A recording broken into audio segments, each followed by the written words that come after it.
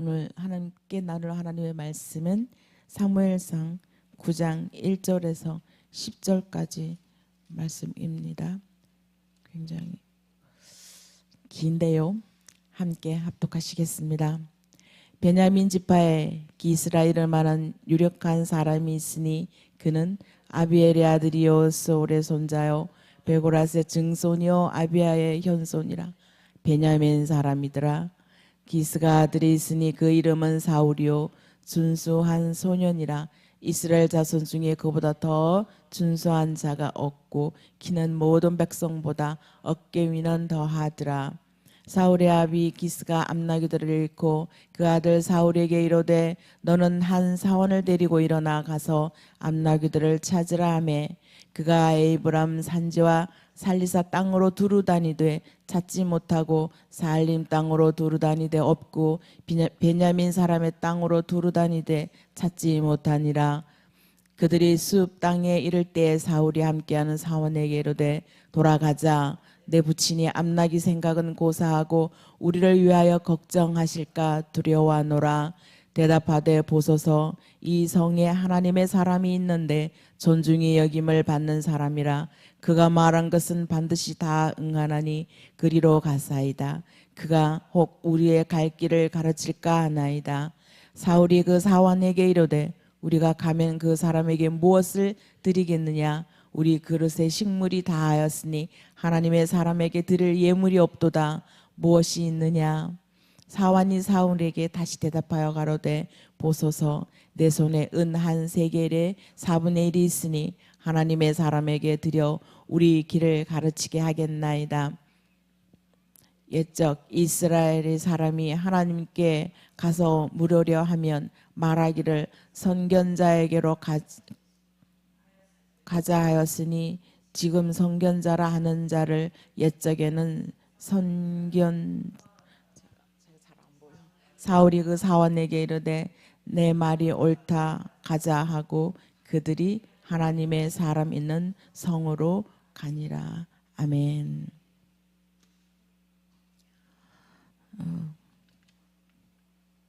오늘은 청년 사울이 하나님 앞에 택함 받는 그 장면이 나오는 사건입니다. 사울이 이전에 8장에서 이스라엘 백성들이 왕을 요구하였죠. 그래서 왕을 요구하여서 하나님께서 허락한, 하나님이 기뻐서 허락한 것이 아니라 허용적 측면에서 하나님께서 왕을 허락하시기로 작정하십니다. 그래서 청년 사울을 하나님께서 선택하셨습니다. 이 사무엘상 9장에는요. 이스라엘 초대 왕 사울이 이제 역사적으로 무대에 등장하는 그러한 장면을 다루고 있습니다. 단순히 잃어버린 암나기를 찾아다니는 그런 이야기처럼 보여지지만 그 이면에는 하나님의 섭리적 인도하심과 신정 통치에서 이제 왕정 통치로 이행되는 그런 과도기적 신학이 담겨져 있습니다. 드디어 이제 왕이 드러납니다. 하나님께서 선택한 사울, 청년 사울이 드러나기 시작합니다. 사울은 초야에 묻혀 있던 사람이었습니다. 1절에 쭉 나오죠. 베냐민 지파에 속하고 기스라 이름하는 유력한 사람이 있다라고 말씀하고 있는데요.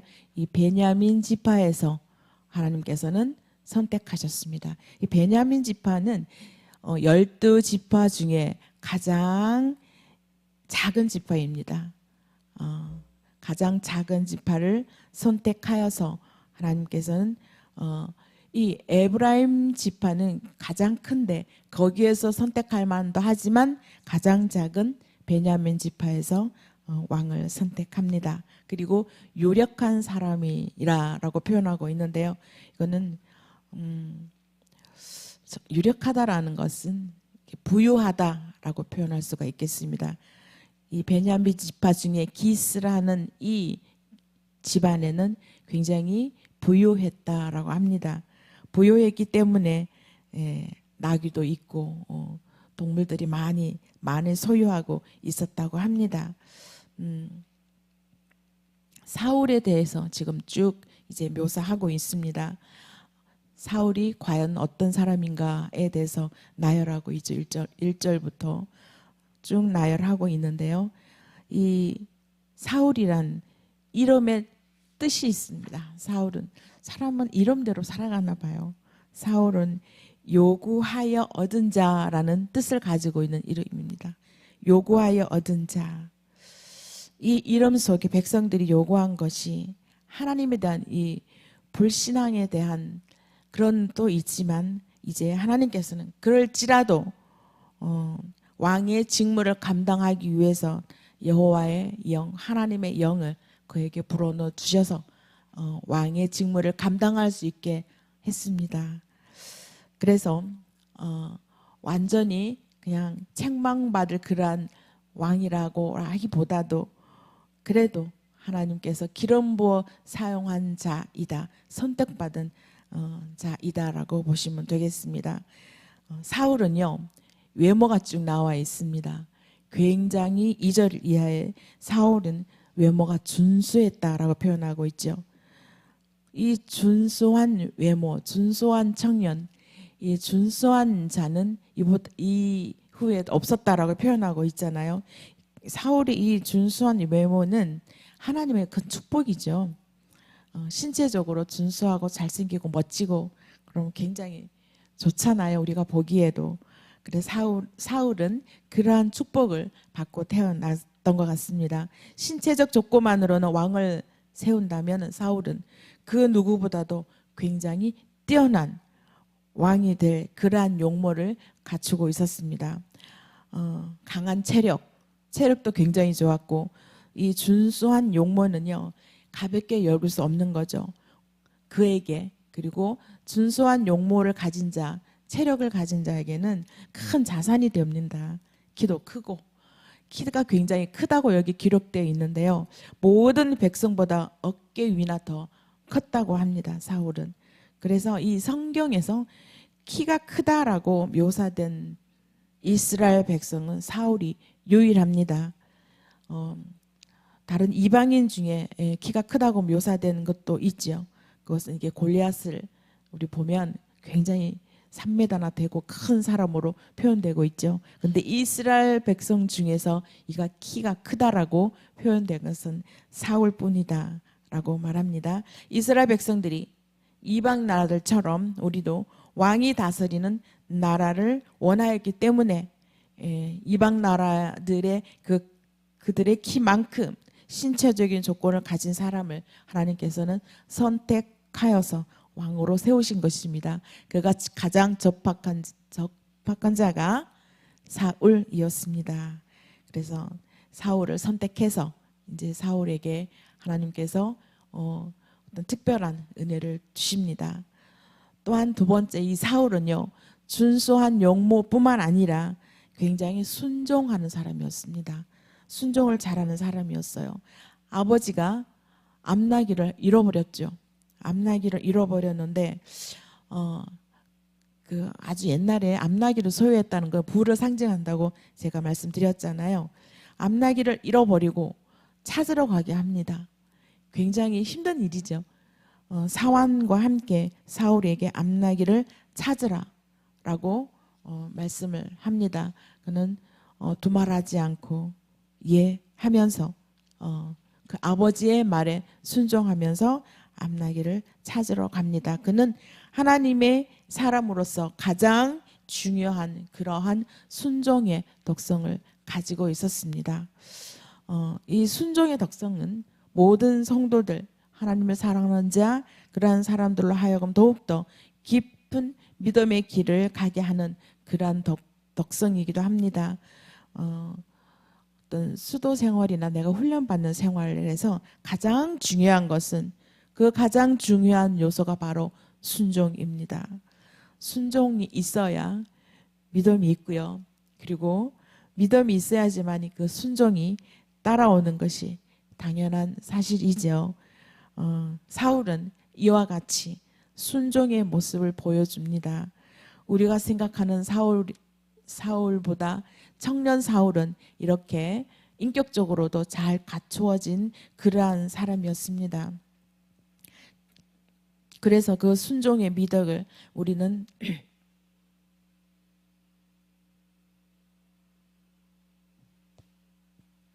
예수 그리스도 안에서 순종의 미덕을 찾아볼 수가 있습니다. 예수 그리스도께서는 아버지께 사울이 아버지의 순종에서 암나기를 찾아 나서듯이 예수 그리스도께서 아버지께 순종하였고, 그래서 그 순종의 미덕을 십자가에서 우리에게 보여주고 계셨습니다. 그래서 우리는 그 십자가에서 보여준 예수 그리스도께서 친히 보여준 십자가 미덕을 보고 우리는 그에 따라 예수 그리스도에 따라 우리는 또 순종을 배워가고 있습니다. 그리고 순종하고 있고요. 요 사절을 쭉 보면은요, 두루두루 찾아다니죠. 이제 암나기를 찾아서 여기저기 다닙니다. 산지를 다녔지만 찾지 못하고, 그리고 살림 땅으로도 돌아다녔는데도 찾지 못했습니다. 그리고 베냐민 사람들의 땅으로 두루두루 찾아다녔지만 찾지 못한다라고 두 번, 세 번이나 찾지 못한다라는 표현을 지금 여기서 하고 있습니다. 그것은 유능한 목자가 아니라라는 의미를 담겨져 있습니다. 찾지 못하고 없었고, 유능하다면 단번에 찾았을 텐데 찾지 못하다는 것을 계속 세 번씩이나 표현하고 있는 것은 이 유능하지 못하는 그러한 목자를 표현하고 있습니다. 길을 잃은 암나기를 찾지 못하는 이 사울의 모습, 사울의 무능함을 여기서도 기록하고 있습니다. 그래서 이 일부 학자들은 길을 잃은 암나기를 이스라엘을 상징하고 있습니다. 그리고 암나기를 찾지 못하는 사울의 모습을 우리는 계속적으로 강조하는 것은 사울의 무능한 목자다라는 것을 암시하는 것이라고 해석하는 학자들이 많습니다. 그 반면에 사울 이전의 사람 아브람, 이삭, 야곱, 모세 등 이분들은 굉장히 유능한 목자로 묘사하고 있습니다. 그리고 사울 이후에 다윗을 훌륭한 목자로 묘사하고 있습니다. 주로 학자들이 이렇게 사울은 유능하지 못한 목자로 해석하고 있습니다. 이 구절에서 5절에 쭉 내려가 보면요, 사울은 이제 그만 찾다 못 찾으니 이제 그냥 돌아가자라고 합니다. 숲 땅이랑까지 왔습니다. 이 숲 땅이란 여기에는 사무엘이 살고 있는 땅입니다. 이곳에는 이곳까지 오게 됩니다. 그런데 사환이 이곳까지 왔는데 그냥 돌아가기 너무 아깝잖아, 이런 생각을 하고, 우리도 여기 왔으니, 이왕 여기 왔으니 어디 그냥 가보자, 이렇게 하는 일도 많이 있지요. 이 사환이 사울에게 말합니다.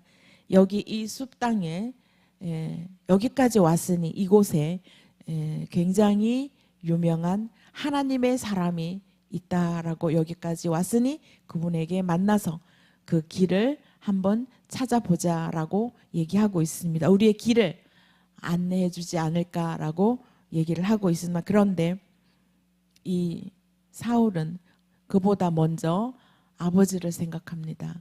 내 부친은 암나기 생각보다 우리를 위하여 걱정할까 두렵다라고 표현하고 있습니다. 벌써 아버지가 우리를 위하여 염려하고 있을 것을 염려하고 있습니다. 그것은 이 사울은 섬김의 자세가 굉장히 되어 있다. 굉장히 효도를 하는 효자이죠. 이런 모습을 볼 수, 효자일 뿐만 아니라 하나님께, 아버지께 순종하는 그런 모습뿐만 아니라 효를 보여주고 있는 모습도 여기서 볼 수 있습니다. 아버지를 걱정하는 모습.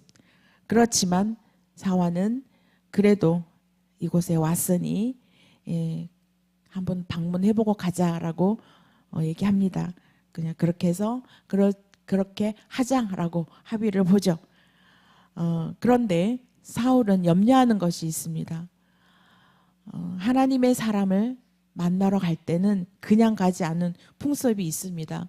고대 근동에는 일반적으로 이렇게 내가 존경하고 사랑하는 사람을 방문할 때는 그의 신분에 걸맞는 그런 예물을 지참해서 가는 그런 풍습이 있었습니다. 우리나라 풍습이랑 좀 비슷하죠. 우리도 어른을 방문할 때, 그리고 스승을 방문할 때나 그 사람을 방문할 때는 빈손으로 가지 않지요. 꼭 뭘 사서 들고 가기도 하고 그럽니다. 이때도 이런 풍습이 있었던 것 같습니다. 하지만 선지자들은 선지자를 찾아갈 때는요, 반드시 이 예물을 가져가야 한다는 그런 의무는 없어요. 오히려 이 예물을 부당하게 요구하는 그러한 것은 거짓 선지자들이 하는 행동이다 생각하고, 또 반드시 예물을 가져가지 않아도 된다라고 얘기하고 있습니다. 거짓 선지자들은요, 이런 예물들을 많이 가져오기를 선동을 했다고 그럽니다. 그래서 선지자를 만나러 갈 때는 이 예물 가져가는 것에 굉장히 예민한 반응을 가지고 있었습니다. 그랬기 때문에 이 선지자를 찾아가려고 할 때 이렇게 한 템포 생각을 하게 되는 거죠. 예물을 걱정합니다. 드려야 하는 건지 드리지 않아야 할 건지 그런 의논을 하게 되는 거죠.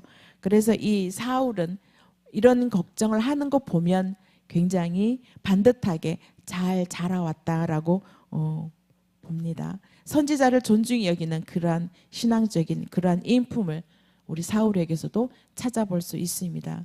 사울은 용모뿐만 아니라 그런 인품에 있어서도 굉장히 잘 갖춰져 있는 그러한 사람이었습니다. 그러한 자로 왕을 세울 만한 그러한 충분한 인물이었다라고 보면 되겠습니다. 그래서 하나님께서 사울을 선택하셨나 봅니다. 구절을 쭉 보면은요, 지금 선지자라 하는 그러한 옛적 선견자 이렇게 얘기하고 있는데요, 선지자, 선견자를 이렇게 언어를 표현하고 있는데, 선견자는 히브리 말로 로에라고 합니다. 로에. 그래서 어떤 사물을 보고 분별하는 자를 선견자라고 얘기하고요, 선지자는 나비라고 표현을 했고, 선포하는 자, 선지자는 선포하는 자, 예언하는 자를 선지자라고 했습니다. 이 선지자는 하나님의 대변자로서 하나님의 말씀을 공식적으로 선포하고 전파하는 선포 사역에 초점을 맞춰가는 사람이 바로 선지자였습니다.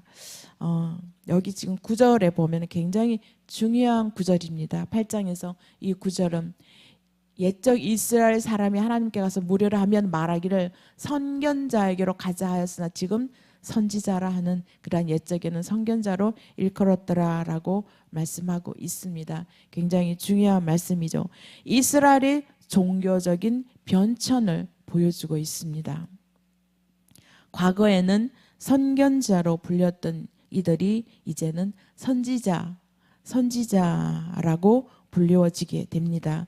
그런 과정들을 단순히 미래를 보는 것을 넘어서 하나님의 말씀을 선포하고 대언하는 역할이 이제 강화되고 있는 그 시대가 도래되었다는 것을 의미하고 있습니다.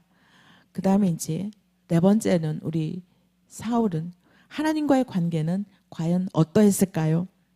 17절 한번 또 볼까요? 17절에는 이는 내가 17절에는 내가 내게 말한 사람이니 이가 내 백성을 다스리라 그렇게 했습니다. 내가 너에게 말한 사람이다. 사무엘에게 이제 이야기했죠. 사울이 사무엘에게 찾아와서 말할 때 이렇게 얘기합니다.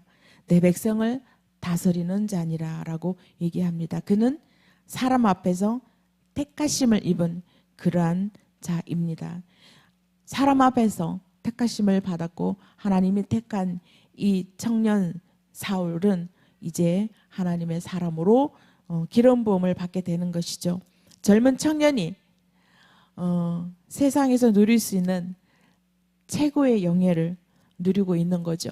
하나님의 선택을 입은 자, 하나님의 선택을 입은 자가 최고의 선택이 아닐까요? 그 어떤 것보다도 더 기쁘고 세상의 그 무엇보다도 더 훌륭한 그러한 최고의 것들을 누릴 수 있는 그런 하나님의 선택을 입은 자이죠. 세상의 모든 것을 다 버려도 아깝지 않을 만큼 가치가 있는 것이 바로 하나님께 선택받는 일입니다.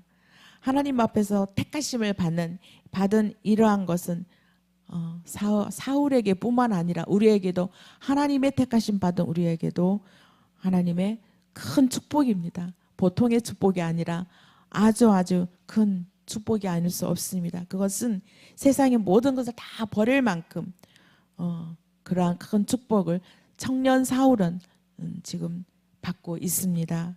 본인은 아직 잘 모르죠. 그러한 하늘의 특별한 축복을 받고 있는지 잘 모르고 있습니다. 비록 사울이 나귀를 찾지 못하였지만 이제 이스라엘이란 나라를 찾은 사람, 이스라엘이란 나라를 찾는 일에 쓰임받는 그런 자로 세워져 갑니다. 이 청년 사울은 하나님의 이런 축복이 아니었으면 세상에서 젊은이로서 어떤 사람이 되었을까요? 자신의 정욕을 위해서 내 몸을 쓸 것이고 굉장히 용모가 출중하고 멋진 남자였잖아요.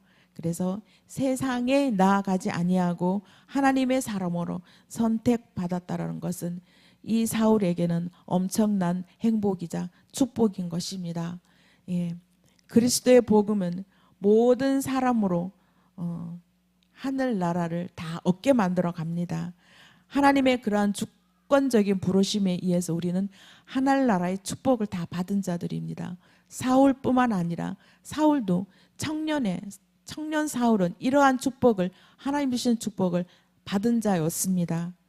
후에 말년에 하나님의 뜻을 그르치는 그러한 삶을 살아서 우리에게 머릿속에는 이 사울은 청년 사울보다도 왕으로서의 사울이 기억되기 때문에 사울은 굉장히 좋지 않은 왕으로, 이렇게 나쁘게 쓰임받은 왕으로 이렇게 인식되어 있지만 청년이었을 때 하나님의 선택을 받을 그 당시 이 사울은 굉장히 하나님의 선택 받을 만큼 준수한 자였다라고 봅니다. 하나님의 주권적인 부르심으로 사울은 선택을 받았습니다. 세상 것을 다 초월하고 하나님 예수 그리스도의 그 십자가만을 찾는 그러한 사람으로 우리는 만들어져 가고 있는 것입니다.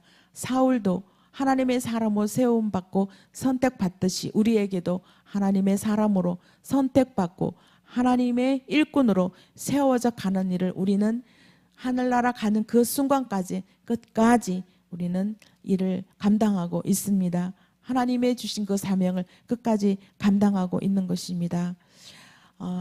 그 나라에서, 하나님이 허락한 그 나라에서 우리는 하나님이 우리에게 주시는 그 놀라운 축복, 그 나라가 꼭 하늘나라, 하나님이 계시는 하늘나라 뿐이겠습니까? 하나님이 이곳에도 계시는 이곳에서 우리는 하나님 주시는 그 놀라운 축복을, 하나님이 선택해서 사용하는 그 축복을 누리는 저와 여러분이 다 되었기를 축원드립니다. 기도드리겠습니다. 하나님 감사합니다. 사울이 하나님 앞에 선택받을 때 그의 용모와 그의 인품이 하나님 보시기에 합당했듯이, 그래서 하나님의 왕으로 기름 부은 받았듯이 우리에게도 내 모습 이대로 주님의 복음을 위해 택함 받은 자로 사랑하는 자 되게 하여 주시옵소서. 그리하여 죽음의 주님의 그 복음 사역에 함께 동참하는 귀한 저희들 되게 인도하여 주시옵소서. 예수님 이름으로 기도드립니다. 아멘.